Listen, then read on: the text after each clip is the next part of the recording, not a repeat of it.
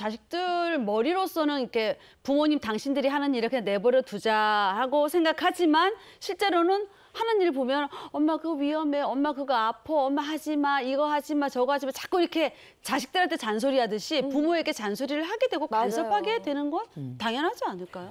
그렇죠. 네. 그게 부모를 생각하는 자식으로서는 당연한 마음가짐이 아닌가 싶어요.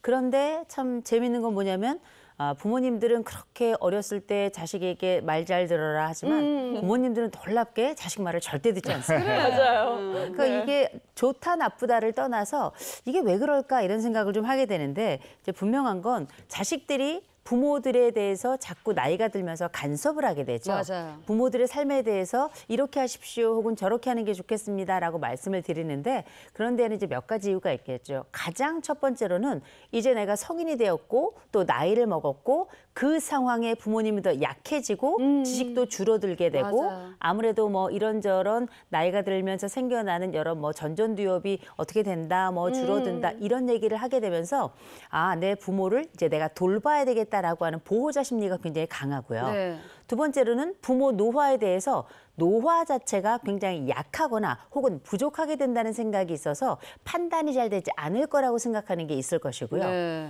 세 번째로는 내가 성장해서 보니까 내 역할이 지금은 보호자를 넘어서 내가 지키지 않으면 내 부모에게 문제가 생길 수 있을 것이라고 하는 불안감까지 함께 들어가 있는 거거든요. 근데 제가 이렇게 가만 오랜 세월 다른 분들 얘기 들어보고 또 다른 책들도 좀 살펴보니까 제 마음속에는 한 가지 생각은 들더라고요. 네. 흔히 짧은 효도는 몸을 편하게 하고 긴 효도는 마음을 편하게 한다. 이런 얘기가 있는데 어쩌면 이번 이야기는 그런 차원에서 접근해야 되지 않나 싶습니다. 네. 자, 솔루션 이제 본격적으로 한번 보겠습니다. 엄마 제발 좀 쉬어. 자식들 반대에도 꾸준히를 하는 엄마. 어떻게 할까요?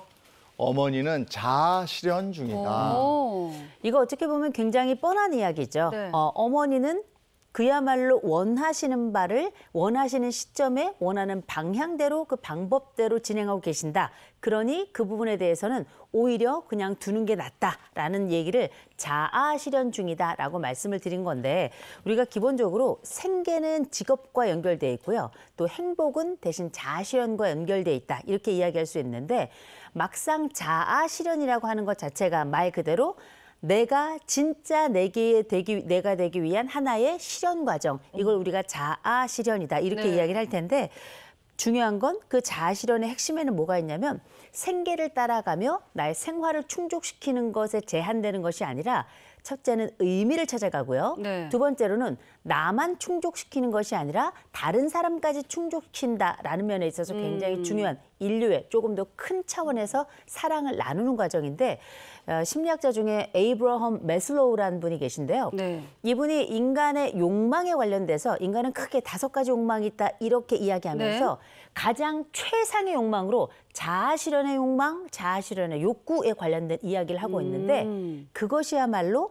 우리가 생각하는 직업적인 차원이나 생계나 생활을 넘어서 타인까지도 포용할 수 있는 그러면서도 자기 스스로도 의미를 구현하는 굉장히 중요한 과정이다. 이렇게 얘기를 하는데 어머니는 지금 자아 실현을 진행하고 있는 중이다. 지금 이제 이렇게 보입니다.